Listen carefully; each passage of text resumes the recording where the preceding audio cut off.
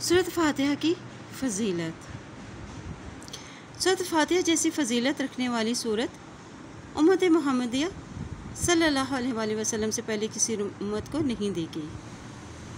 सूरत फातिहा का दूसरा नाम कुरान अज़ीम है।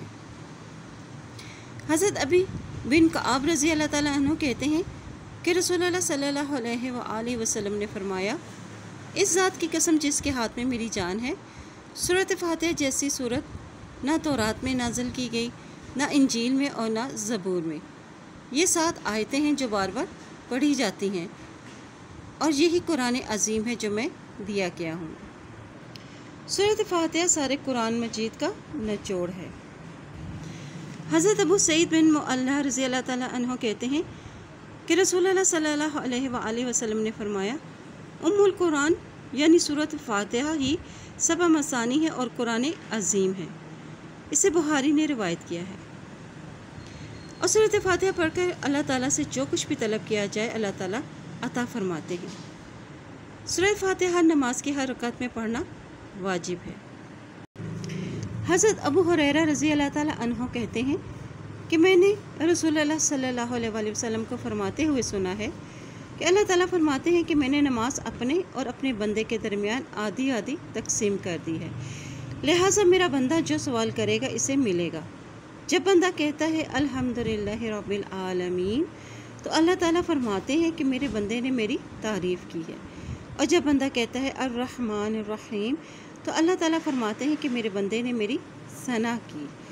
और एक मरतबा यूँ फरमाता है, बंदे ने अपने काम मेरे सुपुर्द कर दिए हैं। और जब बंदा कहता है मालिक यौमिद्दीन तो अल्लाह ताला फरमाते हैं कि मेरे बंदे ने मेरी बुज़ुर्गी बयान की। और जब बंदा कहता है इय्याका नअबुदु व इय्याका नस्तईन तो अल्लाह ताला फरमाते हैं ये मेरे और मेरे बंदे के दरमियान मामला है और मेरा बंदा जो मांगेगा उसे मिलेगा। और जब बंदा कहता है इहदिनस सिरातल मुस्तकीम सिरातल लज़ीना अनअमता अलैहिम गैरिल मग़दूबि अलैहिम वलद्दाल्लीन तो अल्लाह ताला इरशाद फरमाते हैं इस बंदे की ये दुआ भी कबूल हुई और इसके अलावा जिस चीज़ का सवाल करेगा वो भी मैं इसे दूंगा। इसे मुस्लिम ने रिवायत किया है।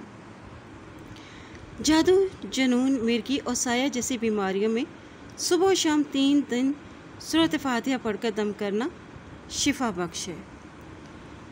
हज़रत खारजा बिन सलत रज़ी अल्लाह ताला अन्हु अपने चचा से रवायत करते हैं कि दौरान सफ़र वो एक कौम से गुज़रे तो वो लोग उनके पास आए और कहा कि तुम इस आदमी यानी हज़रत मोहम्मद सल्लल्लाहु अलैहि वसल्लम के पास से खैर व बरकत लेकर आए हो, लिहाजा हमारे आदमी को दम कर दो। फिर वो एक आदमी को लाए जो दीवाना था और रस्सियों में जकड़ा हुआ था।